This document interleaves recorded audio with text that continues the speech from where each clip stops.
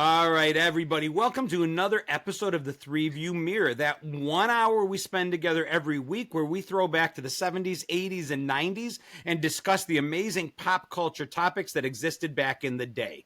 Every single week, one of us, me, Chelle, or Chris, come to you with three topics that the other two have no idea about what's going to come out of their mouth. But the cool thing is, throughout those three topics is a hidden connection, a mystery that you have to solve using whatever means you have available, your memory, your wits, your Encyclopedia Britannica, your decodering that you got out of a Cracker Jack box, whatever you got available, and see if you can figure out the mystery connection before the two of us do. I'm John Catridis, better known as Gen X Jono, across the World Wide Web, and I am joined with my two co-hosts, Chris.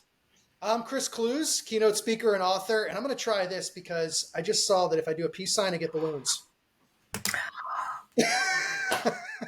I'm jealous. No, I'm Rochelle, by the way. I'm Gen X Chelle, but I'm now jealous of your balloons. This is the Three View Mirror.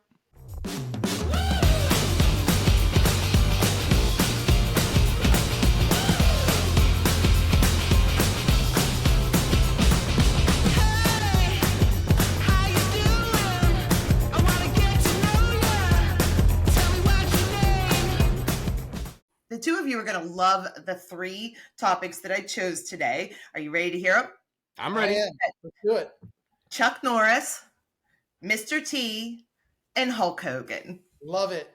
I figured this was so a boys topic. This is such a man topic. I mean, girls too, I get it. But I knew you would. Do you have a lot to say about these three? Absolutely. 100%. Fireworks are going off. I probably have less to say about it than you would think, but I'll do my best to keep up. I think Chris will probably run the show on this one. All right, so we'll start with Chuck Norris. Chuck Norris, icon. The first thing I think of is the jokes that go around the internet of Chuck Norris. Have you all heard the Chuck Norris jokes? The things that, like, Chuck Norris is so tough that when he looks in the mirror, the glass shatters because nothing comes between Chuck Norris and Chuck Norris. Like, and I'm a terrible joke deliverer. Chuck Norris once lit a fart and now it's called the sun. You know what I mean? He has these jokes that fly around the internet about how tough he is. And truly his list of films and television all very much related to his martial arts general badassery. Yeah, I'm a huge Chuck Norris fan. And, I think about he was one of, Bruce Lee being kind of the pioneer, at least on a large scale, when it came to martial arts characters, action heroes, whatever you want to call them, in movies. Chuck Norris was right behind that. And with Missing in Action is the one that I remember first. He had I think there was 3 of the Missing in Action movies.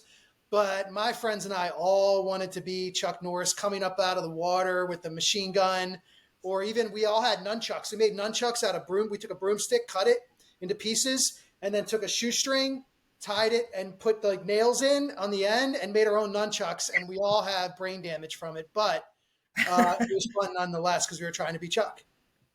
It explains a lot. It really... I saw John's face. John's like, yeah, I could really jump in here and make any comment that you wanted to. I never saw any of the Missing in Action movies. I don't think I've ever seen a Chuck Norris movie. One thing I remember, I read a lot of comic books as a kid, and Chuck Norris did these comic book ads a lot for different things. And it would be in the pages between when they were trying to sell us sea monkeys, or, there were the Hostess cupcake ads that were always in there with the superheroes selling those. Chuck Norris had these like action jeans that he sold that, they had extra stretch so you could kick and you could do all these things in there. And he was always selling them. And I remember wanting a pair because my tough skin jeans that my mom bought me, it had like no give to them at all. I couldn't even bend my knees to tie my shoes. I was walking around like I'm in a suit of armor, and I just kept reading about these action jeans that actually could bend knees, but never allowed to have them. Knee patches were a real thing then, because that is exactly, I can remember having knee patches, but as a girl I wore tough skins, come to think of it. I didn't have Jordache. We weren't a Jordache family. We were a Jordache.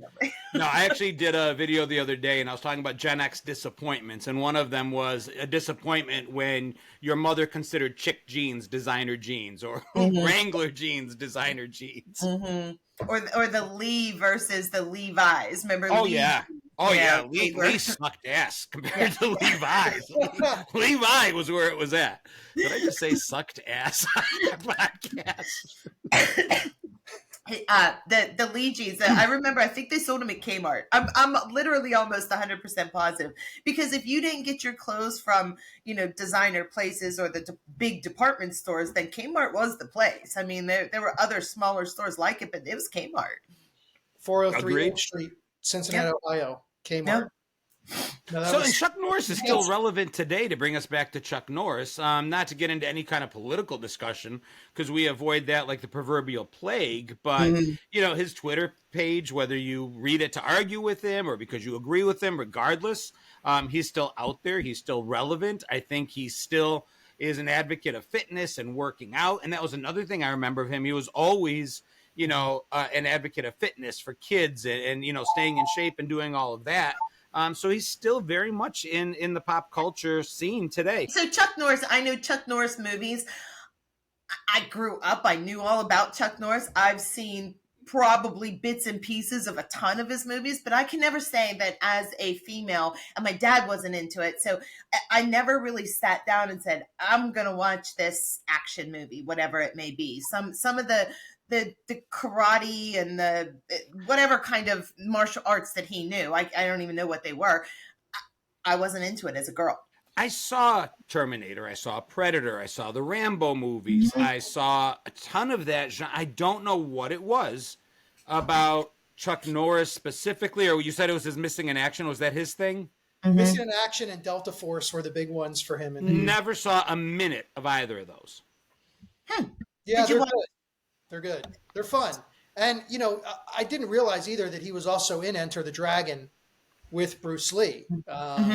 So, I don't know the story behind that. If maybe that was what propelled him, that he spent some time around Bruce Lee and then, wanted to be like that as well. It'd be interesting to know. I don't know that backstory. But he also had a really successful television show as well, which is Walker, Texas Ranger, which went for 8 or 9 or even 10 seasons, maybe. I'm not really sure, but it was on for quite a while. It was a popular. I think it was 8 seasons on CBS. Okay. Yeah.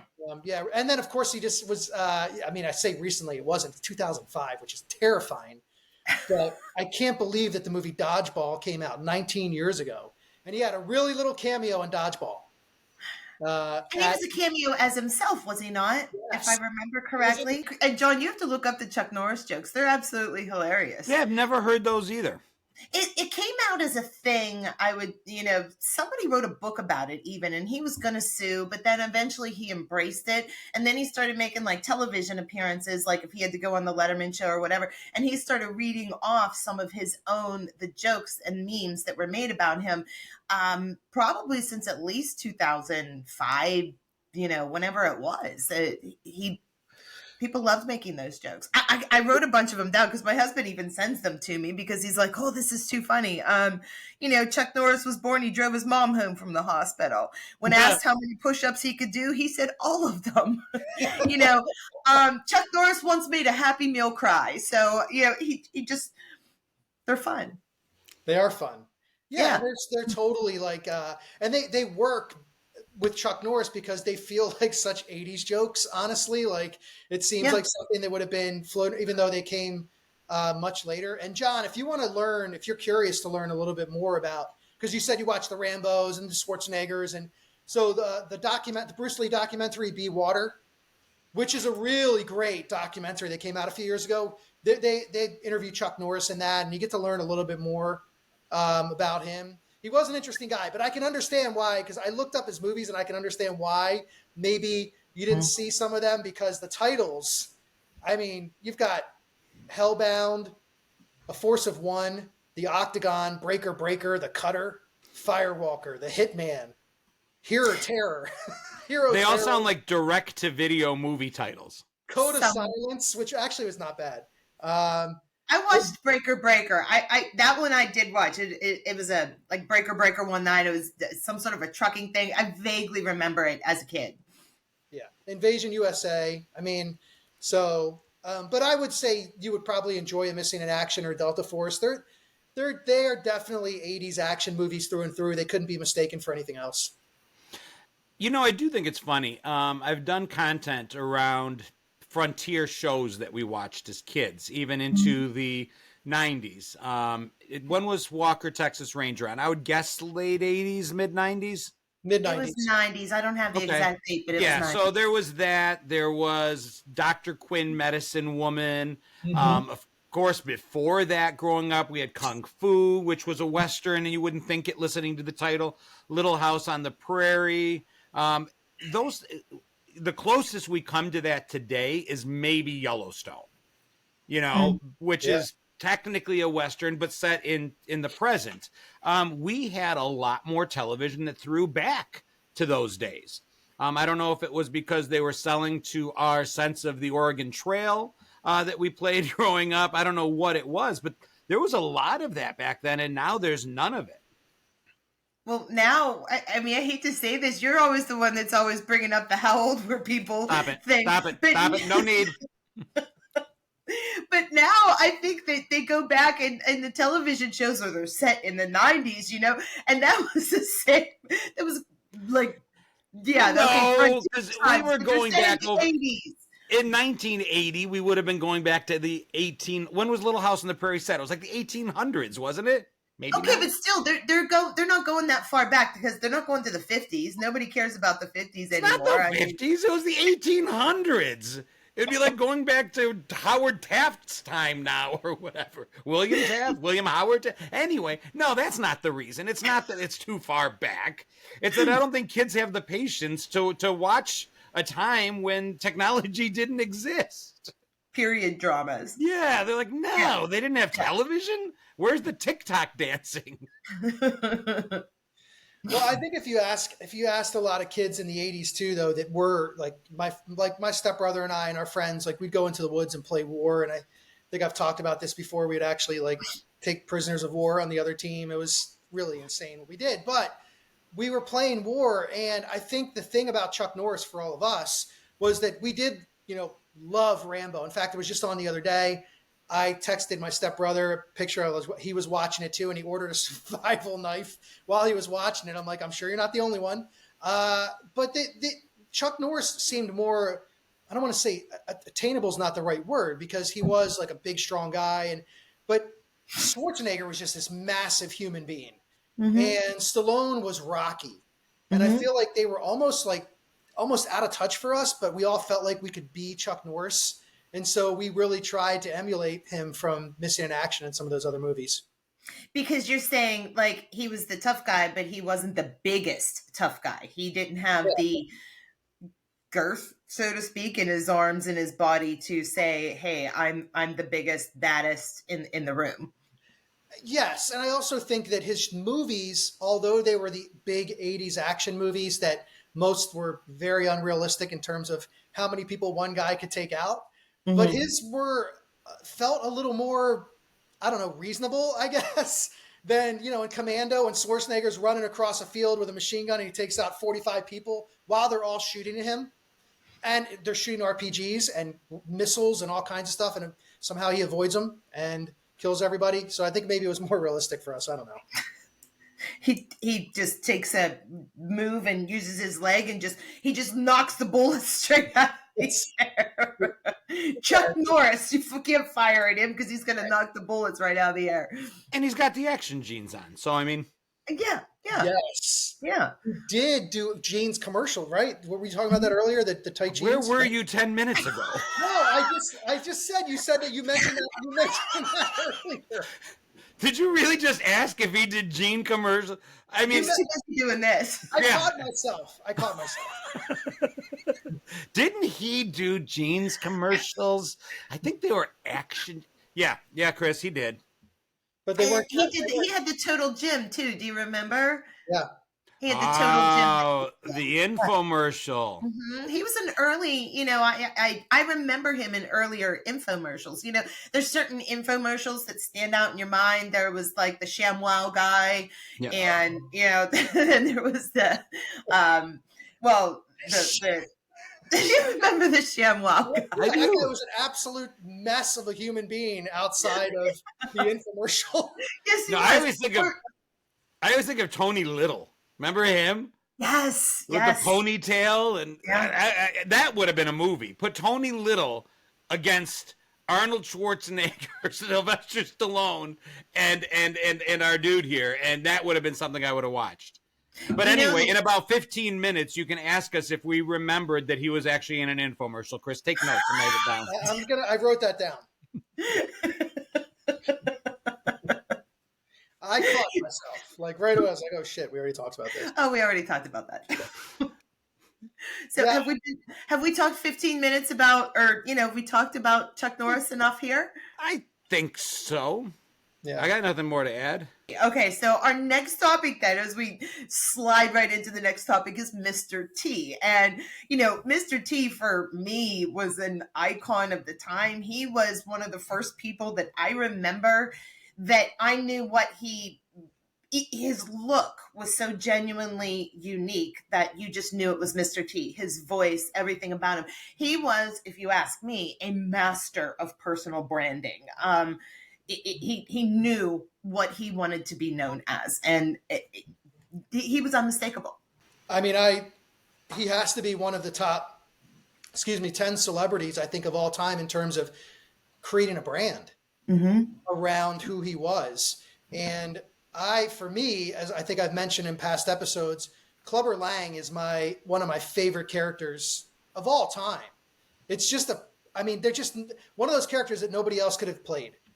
He was perfectly cast and brilliant in that role. I mean, beyond, A-Team and some of the other things he did, for me, he'll always be Clubber Lang. That was Rocky 3. And what came out of Rocky 3 for him, one of the most famous things that Mr. T was known for. Do you know what came out of it? His cereal? Well, the cereal was, you know what? The cereal was surprisingly in kid taste bud years, it was pretty good. So, but no, a famous line, Mr. T's famous line. Pain? I pity the fool. I pity the fool. Yeah. Yeah. I always go back to the, what's your prediction for the fight? My prediction? Pain. Yes. But I pity the fool came from there, and it was like his trademark thing, the gold necklaces, the mustache, what, I don't know what you would call whatever he had on his face, mustache beard combo, Fu Manchu. I don't know what was it. The thing I loved about Mr. T wasn't his on-screen persona. It wasn't the characters he played. It wasn't B.A. Baracus or Clubber Lang. The man was the sweetest, softest hard ass on earth. He did a rap on Mother's Day for being good to your mom. He worked with the First Lady Nancy Reagan on the Just Say No campaign for kids to not get into drugs. I mentioned before, that is the world's most pathetic, lowest effort to keep children off drugs conceivable. Back in the 80s, all they were willing to throw at us was telling us to say no. That's the plan. How do we get their kids off drugs? Tell them to say no. Tell them to say no. That said, he went and visited kids, and he did a lot of work with her. And interviews that he had always seemed to go back to how blessed he felt. He wore sneakers, so he had like $10 gajillion worth of gold around his neck. And yet he had sneakers that he wore that were duct taped together. And he said that's to keep him grounded, to keep, regardless of everything else, you'd look at his feet and he had these sneakers that were duct taped together. And, people would ask him about him. He's like, that's just to remind myself of, where I came from and just how lucky I am to be where I am.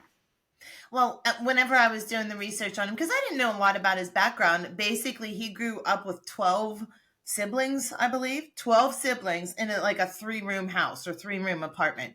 And that was in Chicago. And one of the reasons that he had chosen the name Mr. T was because he had heard all his life. Everybody called all the male figures in his family, it was always boy, boy, boy. Lack of respect for the black men that they were. And he always said that he wanted to become, now his dad left and he became T, but he wanted Mr. T, so that no matter what anybody did, they would always address him as Mr. First, and gain that respect in that way. But then, like you said, he did children's music and rap and a little bit of everything.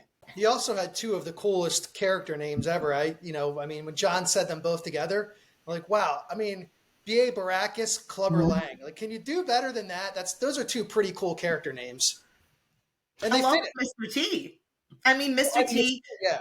Yeah, I mean, they're very good. They fit him perfectly. Now, Chelle did the research, so I'm not asking her, and I didn't know. I had to look it up. Do you know what his real name is, Chris? I want to say that his first name starts with a B, but I could be mistaken. No, go ahead. Chelle? What is it? Lawrence Terrard. Oh, really? Okay. Lawrence, yeah. Okay.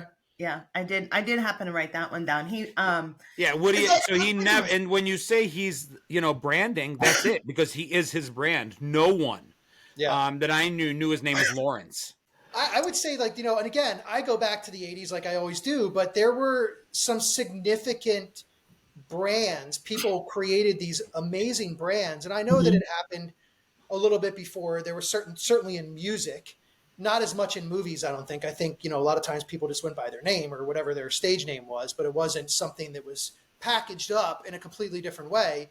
But he was part of Mr. T and Boy George and Madonna. And you think about these people that were just great entertainers, but even better marketers.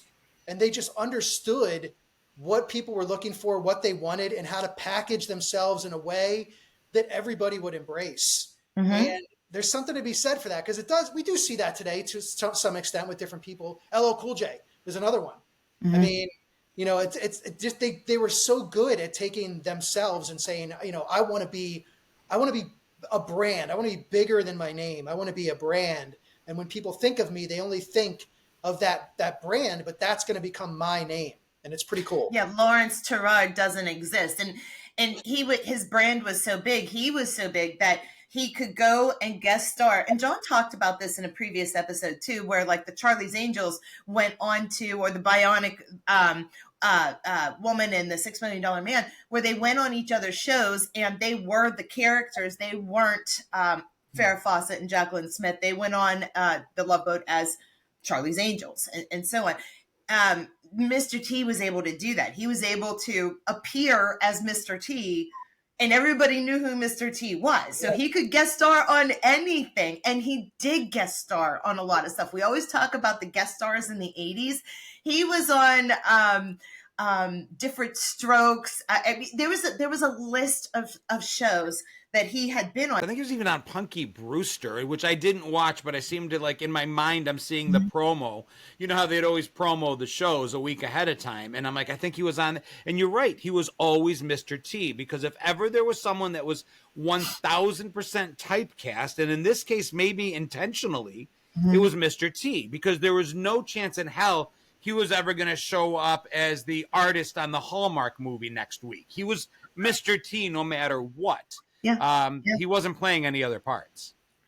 And it surprised me sometimes that you think of the list of things and films and movies that some of them have been in. All three of the people that we're talking about here today, the Chuck Norris, the Mr. T, the Hulk Hogan, their lists are very, very long. They even have video games. Chuck Norris had his own video game. You know what I'm saying? Mr. T almost had a video game. Like they all were just that iconic and big in their time. Yeah, and I mean, like I said, I'm a huge Mr. T fan, and it does go back mainly for me to I just love Clubber Lang. I don't know. There's something that character. When people ask me, like, what are your top characters from movies? And Clubber Lang is always in that discussion. It just fit him. I don't want to say it fit him perfectly. He fit it perfectly. Like, he just said, this is who I am, in the same way that he said, I'm Mr. T, and everything I do, to John's point, is going to be Mr. T. And I think that Different Strokes episode, I could be wrong, but I feel like I remember seeing it, and it had something to do with the Gooch, the bully that was picking on Arnold. And I think he came and like helped him with something about it. Just That sounds right. I was going to say bully before you said it. I don't remember the episode, but but that was another thing with him. And again, just working with kids and he always had those NBC promos too, like One to Grow On. I remember there was an NBC One to Grow On, and there's Mr. T, and he's there just saying, don't be a bully and don't do this and don't do that. And, he started he was a bouncer, I think. Yeah. I think he was discovered as a bouncer, and just really humble, simple beginnings, but never lost that ability to ground himself. The chains were to remind himself where he got to. The name was to remind himself that he had value and worth and demanded respect. And the sneakers would remind, he kept every bit of himself through his journey. And I think that's rare. I do think that's rare. I think that's rare with the world. The only other thing I'll say about Mr. T is, and we've mentioned like these larger than life, like Rambo, Arnold Schwarzenegger was huge, and these big guys. I would have guessed that Lawrence, Mr. T, was probably 6 foot tall, just towering giant. He was only 5'10". And that's, in the grand scheme of things, when you think of these big people that play he played a giant. He played, send him in, send B.A. Baracus, 5'10". But I could see that though, because I remember watching the A-Team, and he didn't strike me as towering over anybody. I think I knew somehow that he wasn't that tall. Yeah, they did something in Rocky 3 to make him look, I think, a little bit taller than. Yeah, because he went nose to nose with either. Stallone. He went nose to nose with Stallone, so there was some ramping going on there. Well, but Stallone himself is short. Stallone had to they made Clubber Lang, I think, look bigger in the long shots.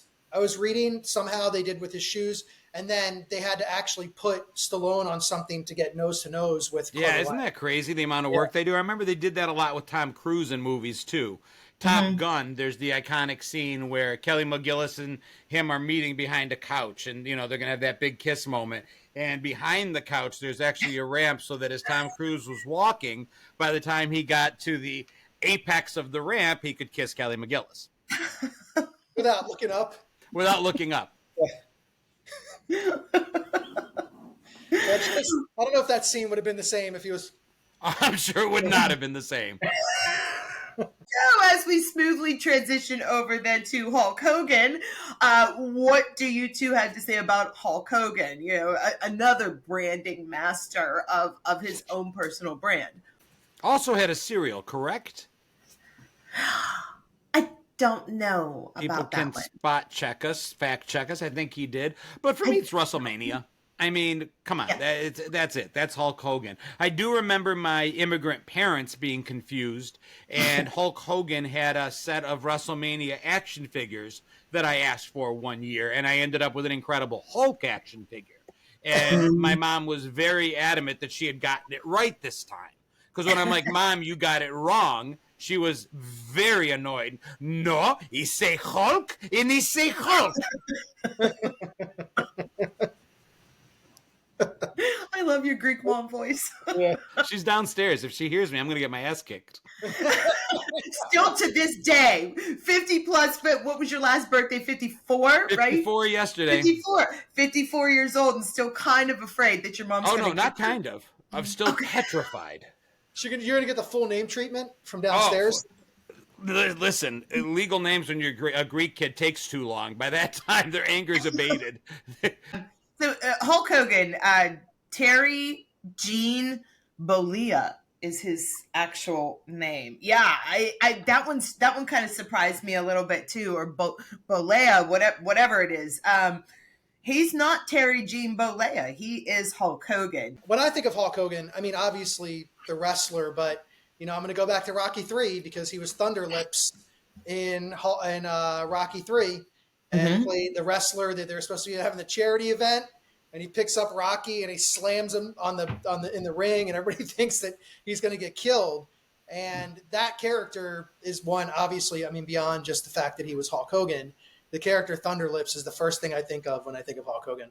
And I kind of knew you would know that. I was going to bring that up about him making a guest appearance along with Mr. T. It's a little minor connection. I mean, it's not the connection, but it's not the connection. But him making a guest appearance on Rocky 3, that was definitely a role for him. Chuck Norris never made it to Rocky 3. Well, as far as I know anyway. Did he ever act with Sylvester Stallone in something else? You know what? Yes, something. What did I have here? Yes, I do. Was it Nighthawks? Nighthawks, maybe? When I think of Hulk Hogan beyond Thunder Lips, of course, the wrestler, but it also reminds me again, and I know I'm like a broken record when it comes to 80s pop culture, but that time, again, we talked about Mr. T and all these like great brands that people created of themselves. Well, the wrestlers were doing it too. And I actually caught a little WWE the other night out of curiosity, and it's nowhere close to what it used to be when you had Hulk Hogan and Andre the Giant and King Kong Bundy and the Road Warriors and Jimmy Superfly Snuka and all of these like these guys that created these brands, these literal Roddy Piper. Roddy Piper. I mean, yeah. You could just go on and on. There were so many amazing ones. Sergeant Slaughter, the Iron Sheik. And there was Hulk Hogan. Again, to your point, he's Hulk Hogan. He's nothing else. Mr. T, same thing. And it's interesting. Chuck Norris is Chuck Norris. Like he's just his, he's just who he is.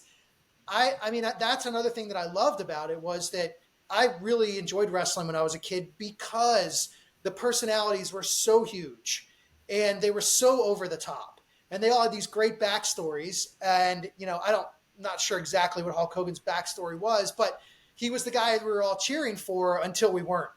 And then he became like a bad guy for a little while. And I don't know. I think that's a great thing about 80s pop culture where these massive brands were created out of human beings and it wasn't even who they really were, their name in the sense. Yeah. I mean, his name sounds not, he doesn't look like what did I say it was? Terry. He doesn't look like a Terry. He also appeared, he has a huge list of shows and films that he's been in or appeared on, maybe not as big as like Mr. T was just prolific in all of that. He had probably the biggest name shows, I would say, like with the A-Team, he had his own show. But Hulk Hogan he appeared as Hulk Hogan. Like he didn't go on as somebody else. His character was branded so well that he appeared on as a guest star as Hulk Hogan.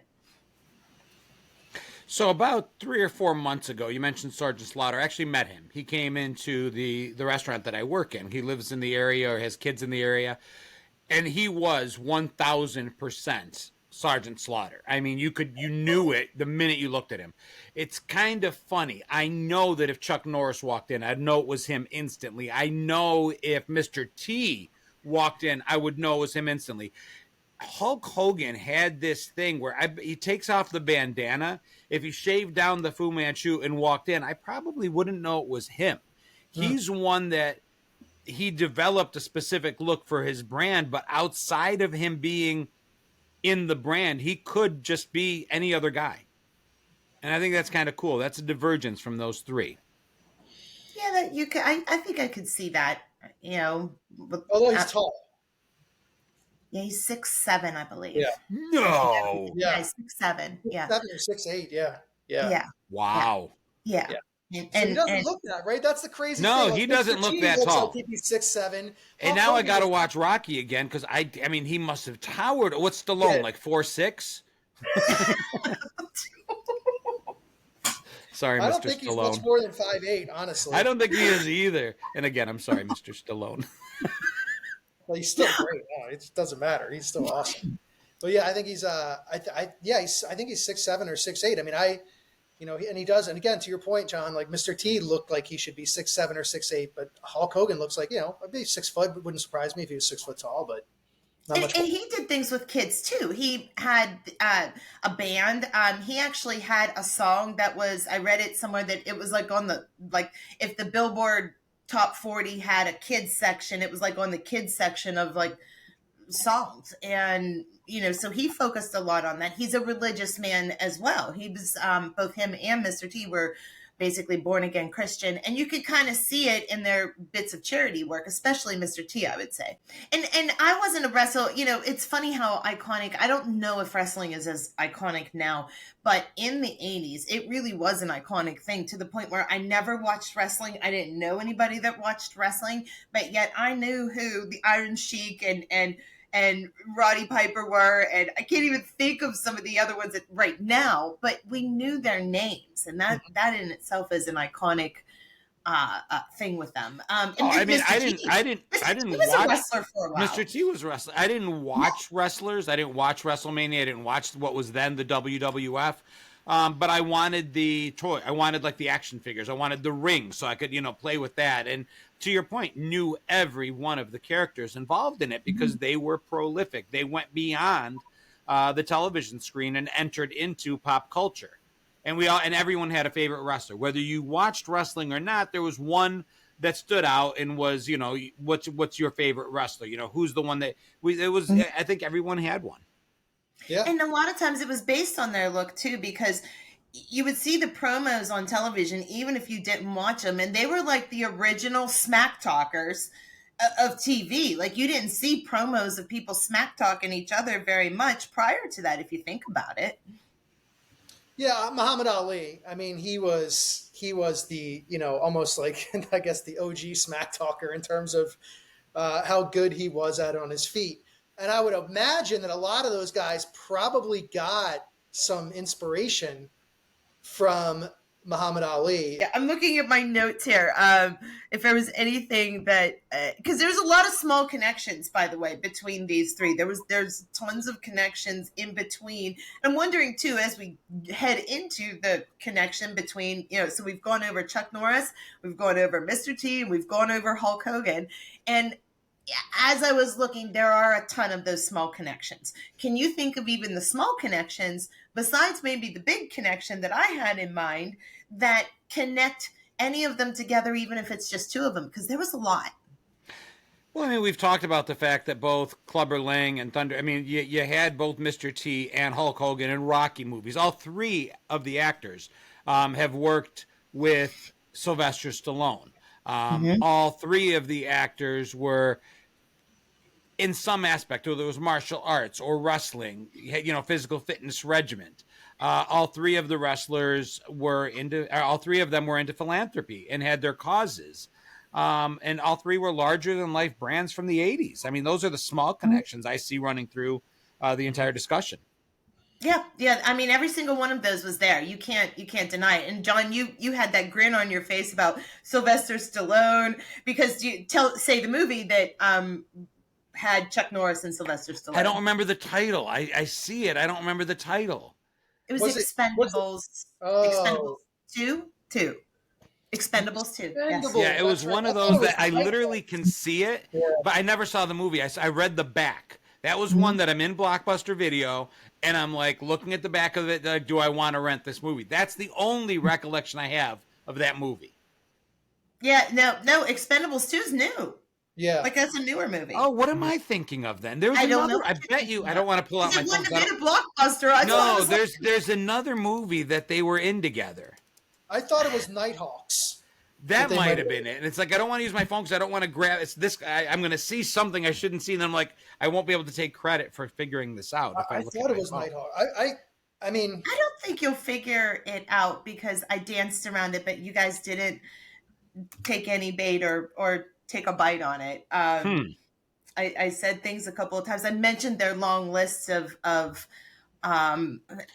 accomplishments outside of their martial arts, outside of their philanthropy, because I said that wasn't the connection, outside of film and television. Did they all have a cereal? Because I'm pretty sure Chuck Norris did, and I know Mr. T did. I know Mr. T did, but it's the connection's not cereal, but it certainly could be, I suppose. I did not look up to see whether Hulk Hogan or Chuck Norris had a cereal. Did they all have a video game? That was one of them, but that's one of the close connections. That's one of the minor connections, because Hulk Hogan and Chuck Norris both had video games. Chuck Norris had a game released on the Commodore 64, like old school kind of a game. Mr. T never had a video game unless it was in his character involved in something else, but he had a dedicated video game that never got released. Got it. But that is a minor connection. So I gotta say, I'm stumped. If it's a connection, I'm guessing it's one I don't actually know. Like this one might actually be one of those times where I didn't know that. This is one, and Chris, you may not have seen it, but I did a social media post about this at some point, maybe a year ago. It was a pretty popular post for me as well. John's rocking his brain.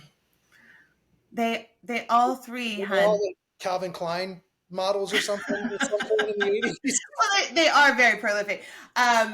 It's television. There's something in television. I'll give you that hint. Something in television.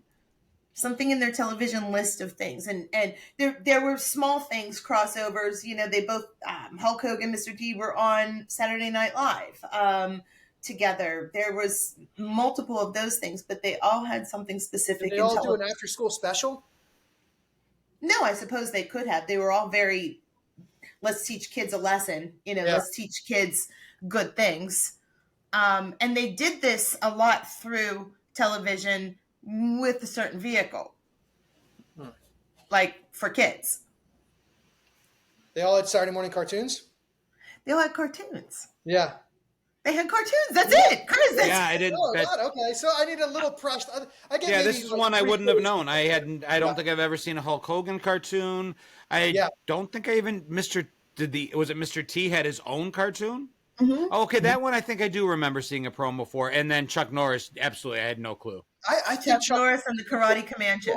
Karate Commandos. Yeah, with a K. Karate K Commando. Karate K Commandos with a K. Yes.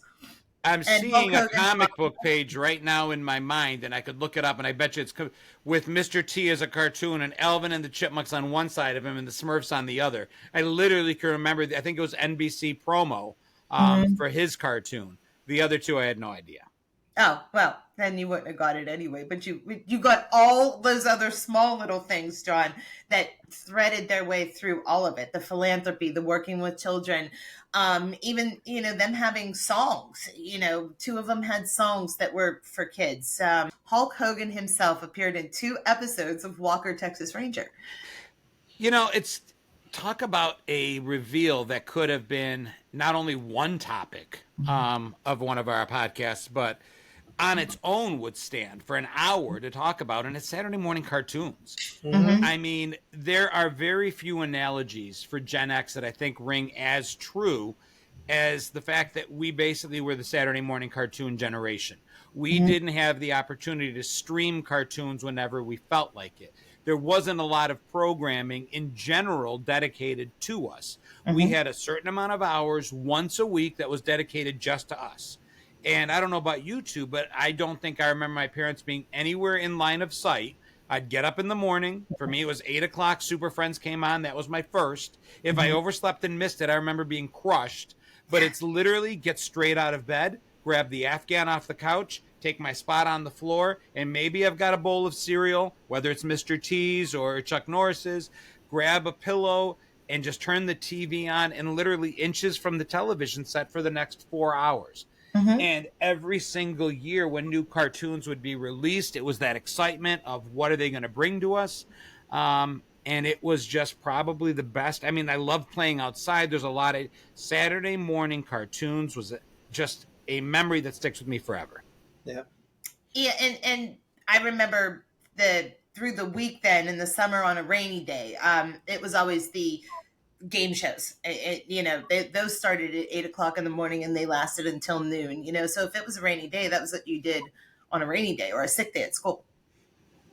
Yeah, the Saturday morning cartoons thing again goes back to like how well today obviously they package celebrity brands or musician brands very well also, but a little bit of a different level. Like they're putting their name on designer clothing, or they have their own, actually, something like that. But I'd be hard pressed to see some of the people today having their own cartoon.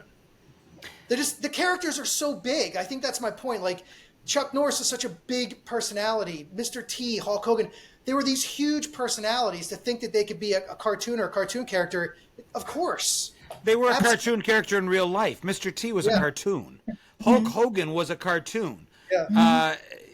Chuck Norris maybe a little less so, but I mean the antics he pulled in his movies were those were that wasn't reality. But I will say by the time Mr. T came along, I don't remember Chuck Norris's, I don't remember Hulk Hogan's, but by the time even those cartoons were hour-long commercials or 30-minute commercials, and I feel they lost something then, because then it was a brand, and then they were very explicitly trying to sell us something. But the cartoons before those, when literal legislation prevented them from couching or pretending commercials or anything other than they were, those cartoons are the ones that hold true to my heart. The Bugs Bunny Roadrunner Hour, those the Super Friends will forever be like my favorite.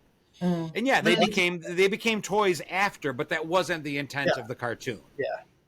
But, and, to take it a step further, part of I had talked a lot about personal branding and about how Chuck Norris has the jokes as a part of his brand now, and he embraced that. And, Hulk Hogan and Mr. T, their own branding. To be iconic enough to get your own, even a cartoon show, and a video game, those kind of things, you don't see a lot of that now, where you get something because you're that big. I don't think Stallone had he might have had a Rocky game, you know what I mean? But their own selves, they had games, they had cartoons, they had things that were designed, action figures even, designed for kids. I know there was Hulk Hogan and I know Mr. T. I'm sure there's a Chuck Norris action figure out there somewhere. Oh, yeah. And that's how big you are. That's how much people know you. Yeah, and we had to, the other thing that people forget is in this day and age, like, we have so much access to the people that are in pop culture via social media. I mean, the pictures, the images, all of those things, it's right in front of us all the time. If we want to look up XYZ person, we just Google them, and we've got, back in the 80s, we had to wait. We've talked about this before. We had to wait for the magazine to come in the mail to be able to see, like, if it was, Teen Beat or Tiger Beat or People magazine. My mom got People all the time, and I'd flip through it. This was one of the opportunities for us, even though it was a cartoon, of course, to be able to see one of those characters that maybe we hadn't seen in a couple of years because their last movie was 1980 and it's 1982, and we haven't seen them for a while, and suddenly they pop up on a cartoon, and it's exciting because if we're invested in that character or that brand or that actor, well, we want to see them, but we couldn't see them like at the tip of our fingertips. We couldn't just, it wasn't that instant gratification. It's also funny that the cartoons were a path along the journey. So, very rarely did the cartoon precede fame. It was really towards the end of it. Like, you can't, like Happy Days. I remember there was a Happy Days cartoon. There was a Partridge Family cartoon. There was a Star Trek cartoon. There were all these cartoons that came after their live action series. There was a Brady Bunch kids cartoon. Like, when you no longer had the oomph to push out that huge blockbuster movie or to be in that 8 o'clock prime time slot, well, you can still do voiceovers on your cartoon, so that was like the next step along your journey into what would eventually become either reality TV or just complete obscurity. You're gone. Yeah, and none of these guys are gone. That's for sure. No, that's what I mean. They bucked the trend. Yeah. They definitely beat that Hollywood. Because there's people right now. But to be fair, they're not pushing out that 8 p.m. time slot on TV, nor are they blockbuster. But it still allows them to continue on. Like Henry Winkler led the Happy Days cartoon.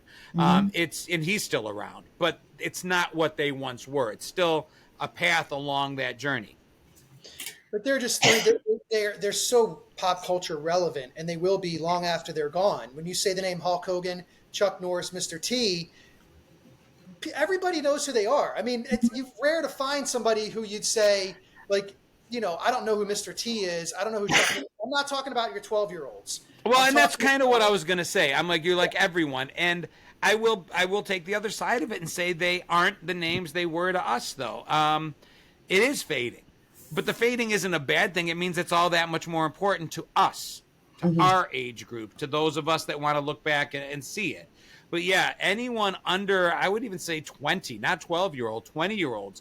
I made an A reference in the Fonz based on something we did on the podcast, and nobody under 30 knew what the hell I was doing.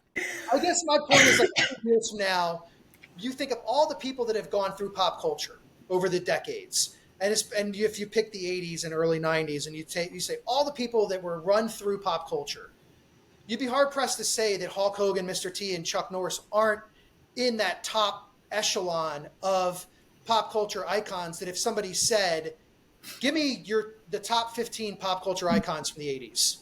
True, I would absolutely. I mean, Chuck Norris a little less for me, but yeah, no, your point is well made. Yeah. Chuck Norris is more, I would argue that even though Hulk Hogan and Mr. T are more ingrained in pop culture, that Chuck Norris has been more lasting. Yeah, I would agree. To Chelle's point, the jokes, the little, I mean, again, it was almost 20 years ago, but Dodgeball, I can't believe it was that long ago. Yeah. But Dodgeball, I mean, he was still relevant then. Like, he pops up and everybody's like, Chuck Norris. I want to, with Saturday morning cartoons really quickly, because my favorite was the Laugh Olympics. And we got them like twice a year. And it was all the Saturday morning cartoon characters, and they would be in the Olympics on little teams playing each other on a Thursday night at 8:00 in the off season when they were doing repeats. They weren't new episodes of Magnum PI or whatever it was. They would have the Laugh Olympics with Jabberjaw and the Wonder Twins and, all these, like, so it was the popular ones like Scooby-Doo, but the obscure ones like Blue Falcon, I think was one, and Dino Dog or something. And they would Wonder all Dog. be Wonder Dog. Thank you. Wonder Dog. Yeah. Yeah. And they would all be on these different teams with the Laugh Olympics. No, Dynamite. Dynamite. I think that was Dynamite. Blue Falcon and Dynamite. Yeah, that's it.